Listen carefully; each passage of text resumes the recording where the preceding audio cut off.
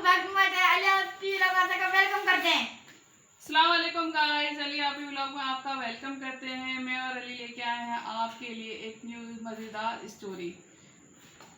तो गाइस अब हम लोग अपने आप ही से पूछते हैं कि आज हम आपको कौन सी स्टोरी को हमारे आज हम आपको सुनाने वाली हैं।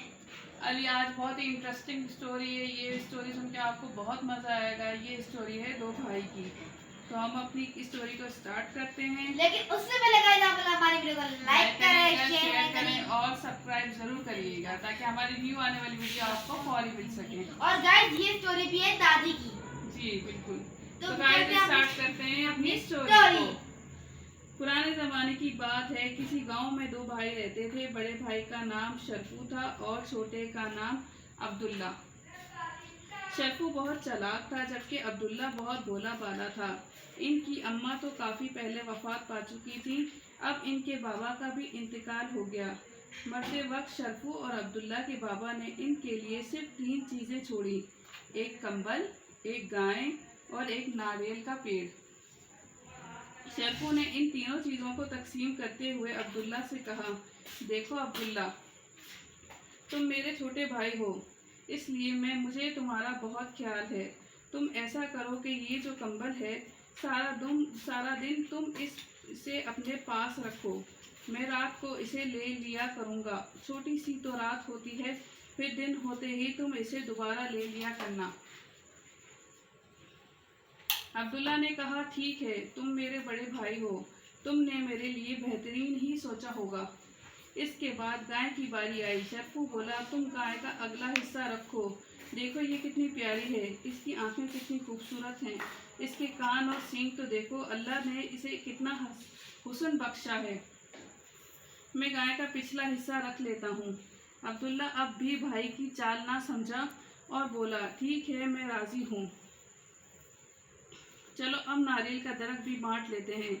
शरफू ने कहा, एक तो ये नारियल का दरख्त होता इतना लंबा है और इस पर चढ़ना तो एक अजाब है।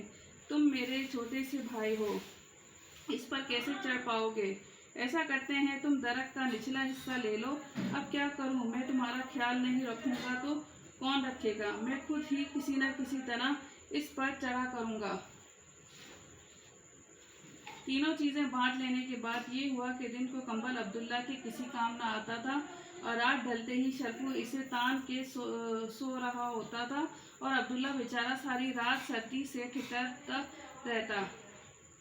अब्दुल्ला बेचारा सारा दिन गाय चराता, इसे चारा खिलाता, कभी पानी पिलाता और शरफू मज़े से गाय का दूध धोता और पी लेता।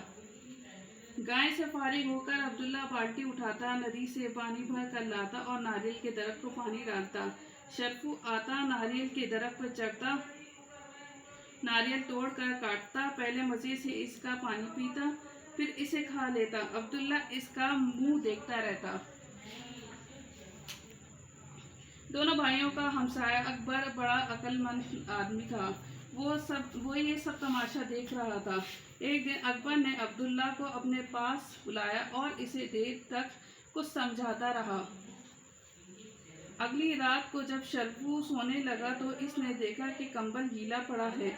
इसे बहुत गुस्सा आया और उसने सवाल किया, ये कंबल क्यों गीला है? अब्दुल्ला बोला, ये कंबल दिन को मेरा होता है, मैं इसके साथ जो चाहूँ करूँ। मैंने देखा कि ये गंदा हो रहा है, इसलिए मैंने इसे धो डाला। अब ये सूखा नहीं तो मैं क्या करूं? शरफू इस रात अब्दुल्ला की तरह ठिठुरता रहा। अब इसने महसूस किया कि अब्दुल्ला के साथ इसने कितनी ज्यादती की है। इसने दिल में सोचा कि आइंदा वो दोनों रात को कंबल मिलकर इस्तेमाल करेंगे। दूसरे दिन जब शरफू गाय का दूध धोने लगा तो अब्दुल्ला ने गाय के मुंह पर छड़ियाँ मारनी शुरू कर दी। गाय उछलने कूदने लगी। बर्तन में जो दूध शरफू ने दोहा था, गाय की टांग लगने से उलट गया। अब तो शरफू बहुत चीखा, ये तुमने क्या किया? अब्दुल्ला गाय के मुंह पर यूं ही छड़ी मारते हुए बोला, गाय का अगला हिस्सा तो मेरा है। मैं चाहूँ तो इसे चारा खिलाऊं और चाहूँ तो इसे छड़ियाँ मारूं। शरफू बहुत शर्मिंदा हुआ। अब इसने अपनी ज़्यादती का एहसास हुआ। इसने कहा, देखो अब्दुल्ला, हम दोनों इसको चारा खिलाया करेंगे और दोनों इसका दूध पिएंगे।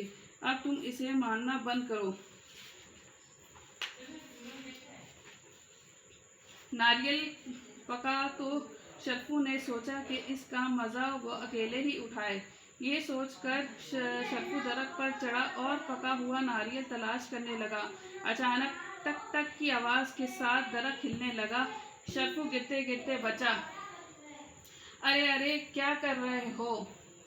नीचे देखा तो अब्दुल्ला कुल्हाड़ी लिए मज़े से दरख्त काटने की कोशिश कर रहा है। अब्दुल्ला बोला, भैया दरख्त का निचला हिस्सा तो मेरा है, मैं सोच रहा हूँ कि तना काट कर लकड़ी आग जलाने में इस्तेमाल करूँ। ये कहकर अब्दुल्ला ने फिर कुल्हाड़ा चलाना शुरू कर दिया।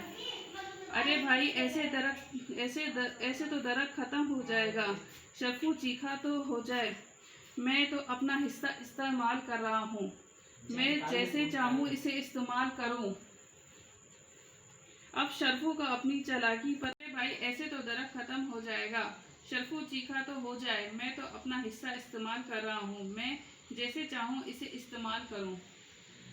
अब शरफू को अपनी चालाकी पर अफसोस हुआ। वो बोला, देखो भाई, तुम ऐसा मत करो। इस दरख्त पर जितने नारियल लगे हैं हम इन्हें आधा आधा बांट लिया करेंगे। यूं अकबर की अक्लमंदी से अब्दुल्ला को भी पूरा हिस्सा मिल गया और शरफू को अपनी जाति पर शर्मिंदगी उठानी पड़ी। तो व्यूवर्स, आज ये कहानी हमारी यही एंड होती है। उम्मीद करते हैं कि आपको ये स्टोरी बहुत पसंद आई होगी। अली, आपको कैसी लगी ये स्टोरी? गाइज, मेरे को ये स्टोरी अच्छी लगी और गाइज मुझे इस स्टोरी का गाइज मुझे इतना सा समझ में आया कि गाइज कि ना हमारे को किसी से बेईमानी करनी चाहिए, ना हमारे को किसी का हक भी हम लोग ले लें और तो उसको दुख होगा कि ये मेरा हक भी इन्होंने ले लिया। हाँ, लेकिन ना अब्दुल्ला ये समझा कि भाई जो मेरे सोच रहा है वो मेरे लिए अच्छा सोच रहा है, लेकिन नहीं, उसकी सोच गलत थी, क्योंकि उसका भाई इसके लिए अच्छा नहीं सोच रहा था। और ना हमारे को किसी का हक लेना चाहिए, ना हमारे को किसी की हक में बेईमानी करनी चाहिए, ना हमारे को किसी को तंग ना करना चाहिए, ना हमारे को किसी से झूठ बोलना चाहिए। तो बिल्कुल गाइज, आज की स्टोरी का मैसेज तो आपको अली ने ही बताया और बहुत अच्छा मैसेज बताया। तो मिलेंगे आपसे नेक्स्ट व्लॉग में, नेक्स्ट वीडियो में एक न्यू स्टोरी के साथ। तो जब तक मुझे और अली को दीजिए इजाज़त, मिलेंगे आपसे अगली वीडियो में। तब तक के लिए गाइज, बाय बाय बाय।